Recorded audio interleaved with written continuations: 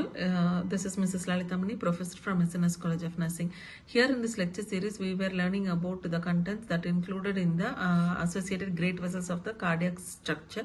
In the last series, in the last session, we have seen about the pulmonary artery and the aorta, which are the ventricles which are coming out of the ventricles into the heart, which will be carrying the major portion of the blood which is passing out of the heart. So here we will be seeing further that will be the inferior vena cava and superior vena cava in the right side, pulmonary artery in the right ventricle.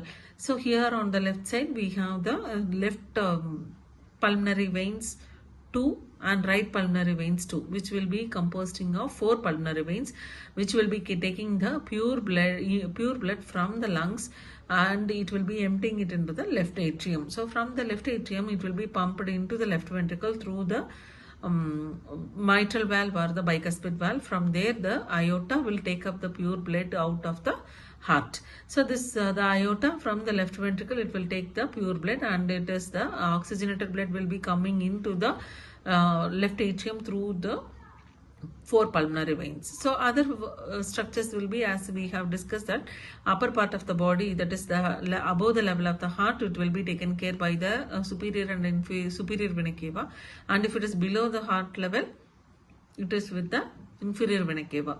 So the right pulmonary arteries will be coming out of the right ventricle, where it will be taking the impure blood, that is a pulmonary trunk. There will be right pulmonary artery and left pulmonary artery, which will be entering into the right and left lung for oxygenation. The only blood vessel, there is a unique nature in this great vessels. One thing is, the arteries are meant for carrying pure blood, but the veins are meant for taking the deoxygenated blood. The only artery and the only vein which takes or works in an opposite way will be the pulmonary artery and the pulmonary veins. That we need to remember. One thing is, the pulmonary artery, whenever there is an artery, we remember pure blood, but here it is an impure blood. Whenever we remember vein, it is an impure blood, but here the pulmonary veins carries oxygenated blood. That is a unique nature. And when we think about any structural abnormalities, or when we talk about anything that is normally happening, we need to know that there might be some abnormalities. One thing will be like the applied anatomy, where we will be discussing about the structures which might be having a problem, and that how that has an impact in the entire body. One thing is, we have seen about the atrial septum. We understand that it is in between the right atrium and left atrium. Yes, you are right. So the right atrium and the left atrium will be divided by the interatrial septum or atrial septum. So that is dividing the right side of the heart and the left side of the heart, where the pure and impure blood will be divided. So when there is an atrial septal defect, there is chances for the blood to get pooled inside, or there is a mixing of blood at the atrial level. Right and left atrium will get interconnected. And the another one is the ventricular septal defect. The same thing happen in the ventricular septum, that is the septum or the part muscle structure which is dividing the left ventricle and the right ventricle.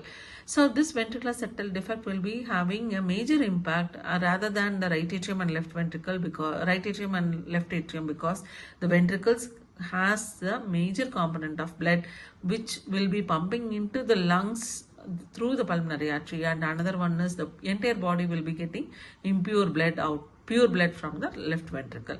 Another structure is the mitral valve regurgitation and aortic valve regurgitation. We, as the name tells, the aortic valve regurgitation is backflow of blood from the or through the aortic valve.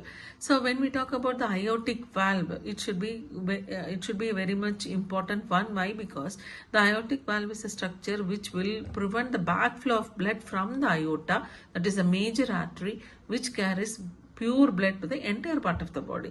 So when we think that if 80% of blood is only sent to the entire body and 20% comes back into the heart, there is only 80% of supply. So there will be somewhere there is lack of oxygenation or lack of blood supply. So that is a point of concern. And this when we talk about mitral valve, that is in the other side, so things might not be very much complicated in that mitral valve. So it is in between the left atrium and left ventricle. So there also might be a problem. So when we talk about this, we need to have a quiz like where we can go in for identifying the major blood vessels. So take time and do that. So until then, we will be having the next session. Thank you.